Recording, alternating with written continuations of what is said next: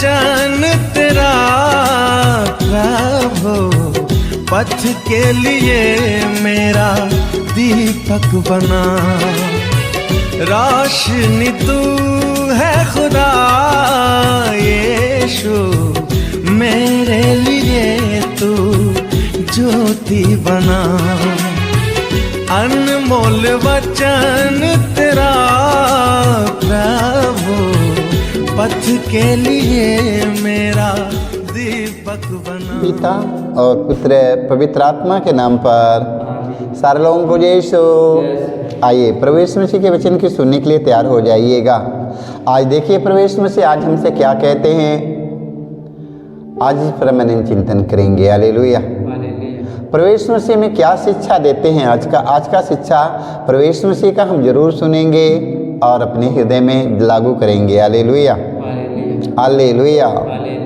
संत Lucas के सुसमाचार में हम पढ़ते अध्याय 6 वाक्य 36 में पढ़ते हैं। देखिए प्रभु यीशु कहते हैं, अपने स्वर्गीय पिता जैसे दयालु बनो। हालेलुया। देखिए प्रभु यीशु क्या कहते हैं, अपने स्वर्गीय पिता जैसे दयालु बनो। हालेलुया। दोष न लगाओ और तुम पर भी दोष नहीं लगाया जाएगा। हालेलुया। जब हम एक दूसरों पर दोष लगाते हैं तो हम पर दोष लगाया जाएगा। हालेलुया।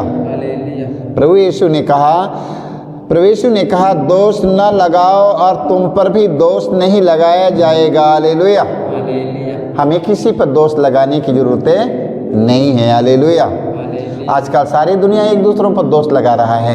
थोड़ा सा काम नुकसान हो जा रहा था, एक दूसरों पर दोष लगाता है। थोड़ा सा कोई सामान यदि गिर जाता है तो एक दूसरों पर दोष लगाता। हमेशा एक दूसरों पर दोष लगाने की प्रक्रिया आज हमारे समाज संसार में बनी हुई है। हालेलुया। ये प्रक्रिया को हटाने के लिए प्रभु यीशु क्या कहते हैं, देखिए, अपने स्वर्गीय पिता जैसे दयालु बनो, दोष न लगाओ और तुम पर भी दोष नहीं लगाया जाएगा। हालेलुया। मेरे भाई मेरे बहनों, हम सब एक दूसरों पर दोष न लगाएं, क्योंकि ये प्रभु यीशु का ये शिक्षा और कहना है। हालेलुया। आइए प्रवक्ता ग्रंथ में हम पढ़ते हैं अध्याय 3 वाक्य 20 में पढ़ते हैं, ईश्वर कहते हैं, तुम जितने अधिक बड़े हो उतने ही अधिक नम्र बनो। हालेलुया। ये शिक्षा है। ईश्वर कहते हैं तुम जितने अधिक बड़े हो उतने ही अधिक विनम्र बनो, नम्र बनो। हालेलुया। इस प्रकार तुम प्रभु की कृपा पात्र बन जाओगे। हालेलुया। हमें परमेश्वर की कृपा के पात्र बनना है। सारे लोग परमेश्वर की कृपा के पात्र, प्रभु की कृपा से भरना चाहते हैं मगर बन नहीं पाते हैं। ईश्वर कहते हैं तुम जितने अधिक बड़े हो, जितने अधिक तुम बड़े हो, जितने अधिक तुम बुद्धिमान हो, जितने अधिक तुम धनवान हो, जितने अधिक तुम बलशाली हो, उतने ही अधिक तुम नम्र और विनम्र बन जाओ। Hallelujah, hallelujah. क्योंकि प्रभु यीशु मसीह संसार का मुक्ति दाता होते हुए, जीवन और मृत्यु का स्वामी होते हुए प्रभु यीशु मसीह एकदम नम्र, एकदम विनम्र दीन बन गए। Hallelujah, hallelujah. तुम जितने अधिक बड़े हो उतने ही अधिक नम्र बनो। इस प्रकार तुम प्रभु की कृपा के पात्र बन जाओगे। हालेलुया। आज हमें शिक्षा देते हैं कि तुम्हें नम्र और विनम्र बनना है, मगर आज हमारे देश में लोग नम्र विनम्र नहीं बन जाते हैं, नहीं बनते। धन है तो उसका अहंकार, बल है तो उसका अहंकार, ज्ञान है तो उसका अहंकार। Hallelujah, hallelujah. तो आज हम सबों को प्रभु यीशु मसीह बताते हैं कि दोष न लगाओ और तुम पर दोष नहीं लगाया जाएगा। ये शिक्षा हमें देते हैं। हालेलुया। शुक्ति ग्रंथ अध्याय 7 वाक्य हम पढ़ते हैं 1 से 2 तक। हालेलुया। ईश्वर कहते हैं पुत्र मेरे शब्दों को याद करो। हालेलुया। तो क्या शिक्षा देते हैं हमें, आज हमें क्या शिक्षा देते हैं ईश्वर, आज हमारा परमेश्वर हमें क्या शिक्षा देते हैं। पुत्र कहते हैं पुत्र मेरे शब्दों को याद करो, मेरी आज्ञाओं को अपने हृदय में संजोए रखो। हालेलुया। जो मैं आज्ञा देता हूँ आज अपने हृदय में संजोए रखो, ये जाने मत दीजिए, इसके रख लो। हालेलुया। मेरी आज्ञाओं का पालन करो, मेरी आज्ञाओं का पालन करो और तुम जीते रहोगे। हालेलुया। मेरी आज्ञाओं का पालन करो, तुम जीते रहोगे। आँख की पुतली की तरह मेरी शिक्षा को सुरक्षित रखो। हालेलुया। आँख की पुतली की तरह मेरी शिक्षा को सुरक्षित रखो। हालेलुया।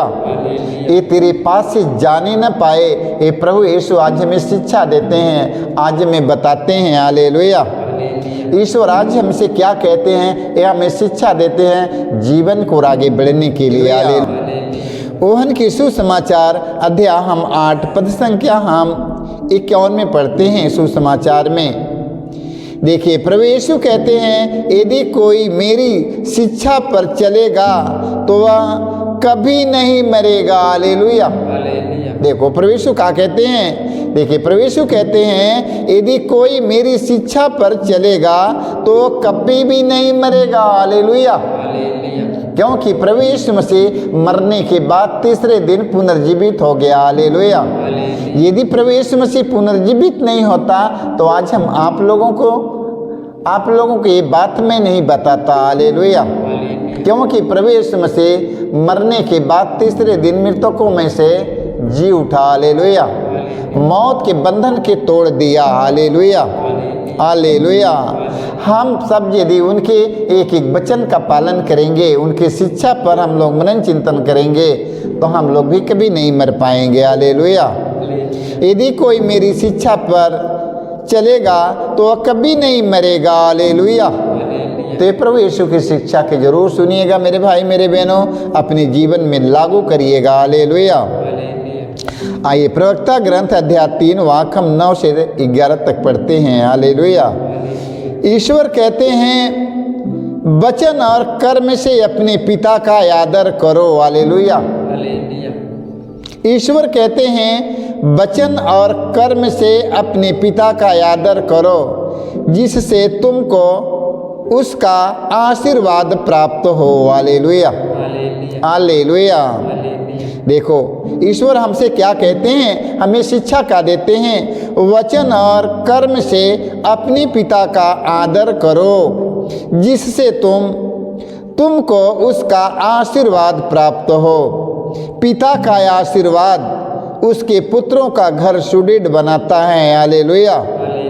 उसके देखिए वचन में लिखा है, वचन में लिखा पिता का आशीर्वाद उसके पुत्रों का घर सुदृढ़ बनाता है, किंतु माता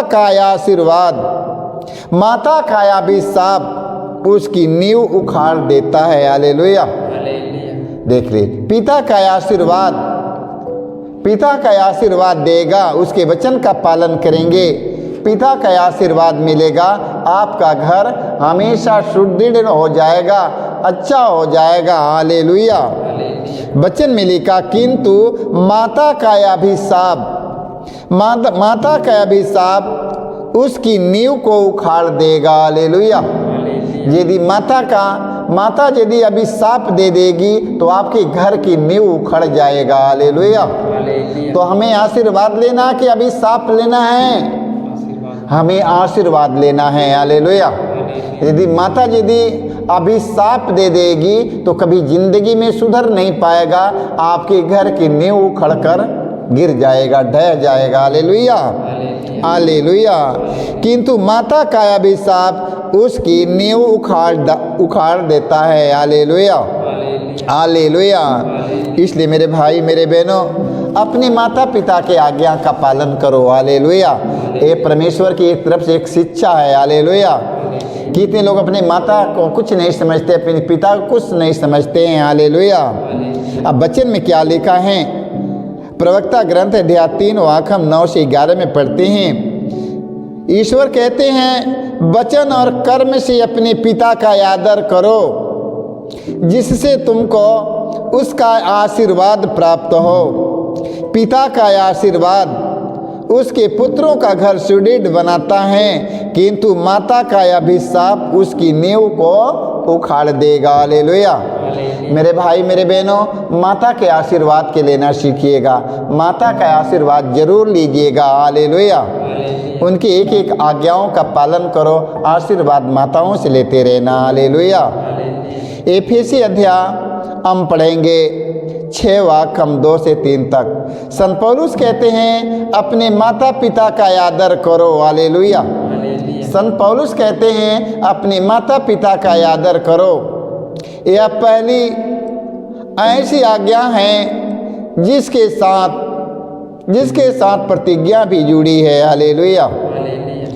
जो इस प्रकार है जिससे तुम्हारा कल्याण हो और तुम बहुत दिनों तक पृथ्वी पर जीते रहो। हालेलुया।